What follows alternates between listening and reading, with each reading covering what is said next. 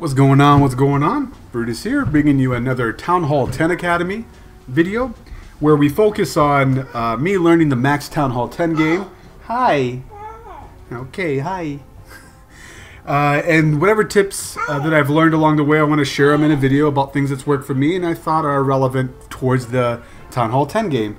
And so what we're going to focus on with this one is the BK and kind of talk about it in the same relationship of what the current, attack strategy meta that usually works of a Suicide Royal Lalo or a Shattered Lalo or a Cold Blood Lalo for Town Hall 10v10.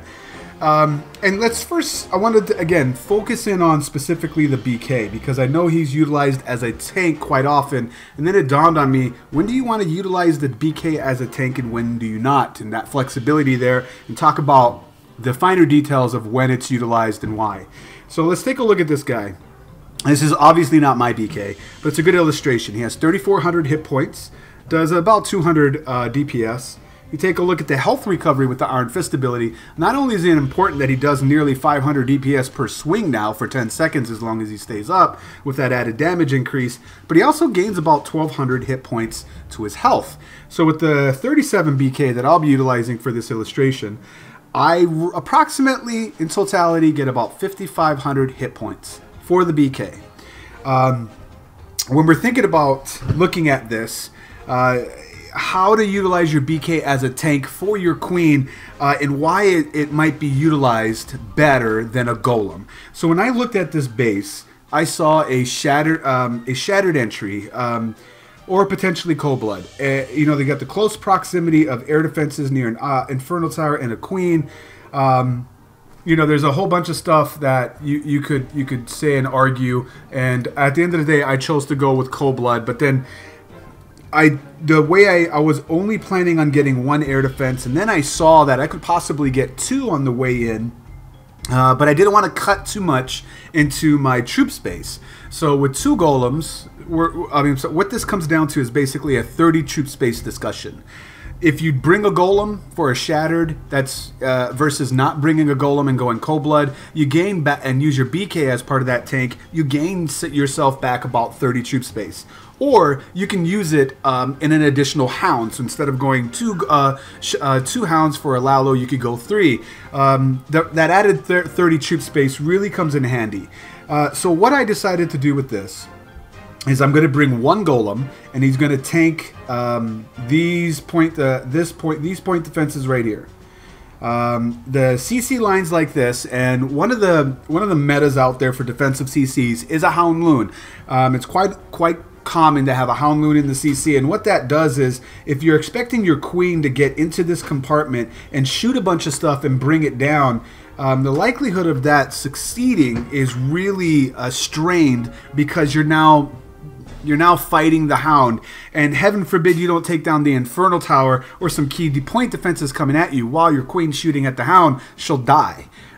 Or she'll be wounded significantly enough that the Hounds finish her off, and then you don't get the key targets of what you were intended for.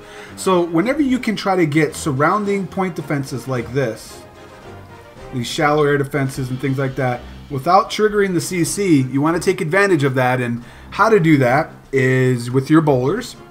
So looking at this, I decided to go bring one golem to tank right here at these 3-point defenses. I'm able to spread out about 6 bowlers with 2 at this structure, 2 at this one, and 2 at that one. And the way that the bowlers behave, when the bounce happens, it'll basically push out is the best description. It'll push out to this and that and create a 4-tiled funnel space because they shoot 1 tile away. Same thing with down here. It'll get rid of this and then get rid of that, and then they'll step up to get to this and start shooting outwards towards that. So knowing that I'm going to have 6 bowlers, 1 golem dedicated to this entire line, as long as they do that, I can get the air defense, I'm golden. And I'm also, so right there is 60 troop space. I'm going to use 1 jump to move my golem and also provide a second entry for almost like a split kill squad. This is where that decision to not bring a second golem comes into play. So with the right side taken care of in one air defense, I'm now going to account for this second air defense, the Infernal Tower, obviously the CC, and most importantly the Queen, because my second attack is a Lalo. So looking at this, what you do, going back to the math that we had, of course you're going to invest some troops for funneling purposes, break down this structure right here, BK takes the camp, and then the next closest structure, as long as the elixir collector goes down, will be the high hit point storage, and then the mortar, and then they'll move along down this way, and that's the other reason why I bring a jump. Not only to allow the golem, what's remaining of him, and any leftover bowlers, to take part of that jump as well, and collapse together in a kill squad, but it enables my BK to jump in there and hopefully aggro the Queen, because it doesn't aggro the Hound, and then my Queen follows up behind. So with the BK,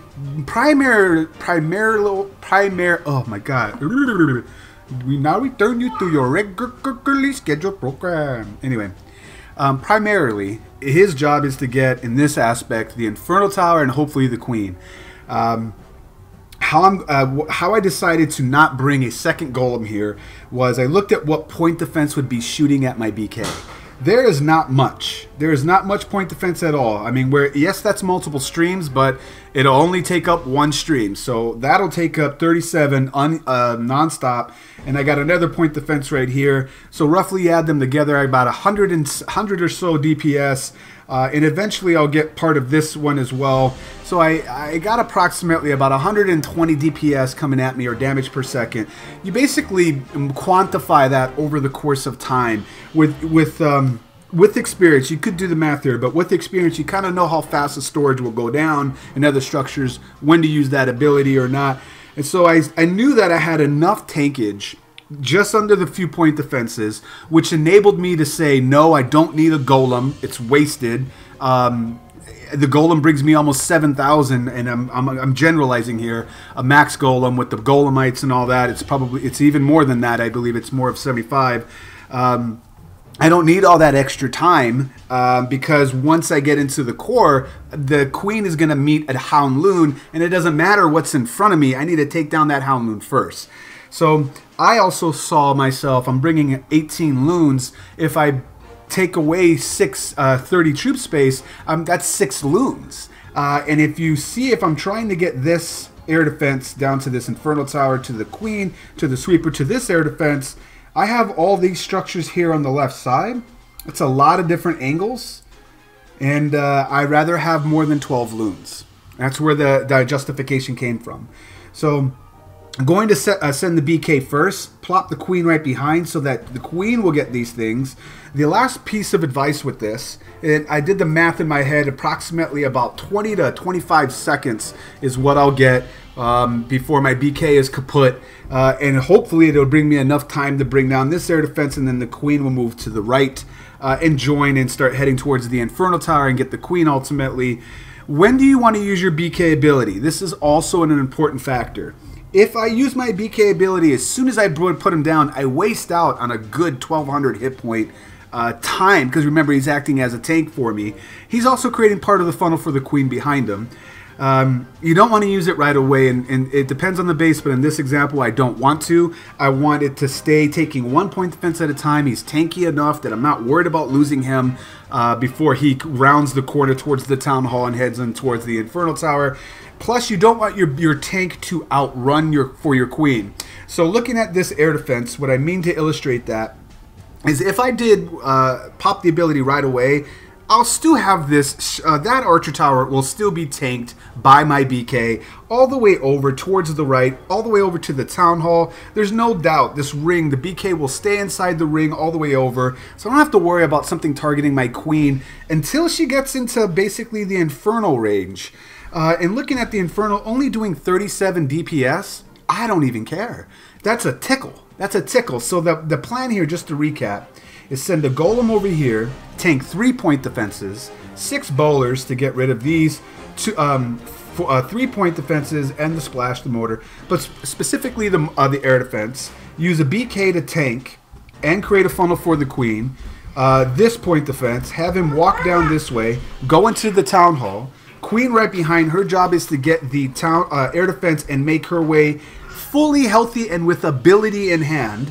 to join right behind the BK, hop into this compartment. I'm gonna fight the Hound, but I'm okay with that because I have Golemites and other distracting troops, especially the BK, for all that to lock onto and the pups to lock onto. That would just give me an added extra second or two for the Queen to snipe whatever's there, hoping to hold the ability as long as I can. So you'll see this in motion right here because we've been talking at it for a while. Let's take a look at it, what I'm talking about. So a 1-for-1 trade, easy to do that rather than using like a baby dragon. That's just for funneling purposes. Down first goes the Golem. Oh, I'm sorry, I put down a baby dragon for the other funnel. So once that goes down, there's the BK. Under slightly 2-point defenses, but eventually he goes to the right. I forgot all about that cannon. So it's actually more like a 200 DPS, but that eventually becomes 1. I'll stay zoomed out so you guys can appreciate all those talking points I had and see them in motion. You can see, if we zoom in a little bit, you can see, I'm going to see that there's the BK getting full value, 3, 4, 5, 6, 7, 8, 9, 10. I got the full value of my Iron Fist ability. Bowlers take out the air defense. My Queen is fully healthy. I got an unbroken Golem coming in that the Queen has aggroed onto, and the Hound and the Loon, which allows enough time for my Queen to snipe whatever she needs to. Put down that 1 minion there just because of habit, and it helps everything. Plus it took some traps with it. Scary moment right here. Pop the ability. But look how healthy my Queen is. Pop the ability, which does give a little bit of health points back. She gets a wizard tower and almost, I think, do I get the Tesla? Yeah, get the Tesla. And now I have 18 loons and 3 hounds to Lalo, 2 air defenses, and you guys can pretty much guess the rest of this being a wrap. So I really was struggling with, you know, how do I make a Suicide Royal work, or how can I maximize a tanking BK. I'm just not used to having a heavy BK. It's still something that I'm trying to get used to. And when I looked at this base and I was really considering, do I bring a second Golem or not, and what impact that has on my second phase of my attack, and why I decide not to, I'm like, this is probably a good thing to put out there. I know some of you gangster Town Hall 10s are like, man, everybody know that. I'm not one, and I know there's many out there like that don't. And I'm still trying to figure out the Town Hall 10 game. So hopefully those talking points were helpful for you, and then of course to see it in motion at the very end. We'll go to ×2. That's hitting 4. Once again, it's Brutus reminding you, you got to be better than a double. And now we'll check you next time.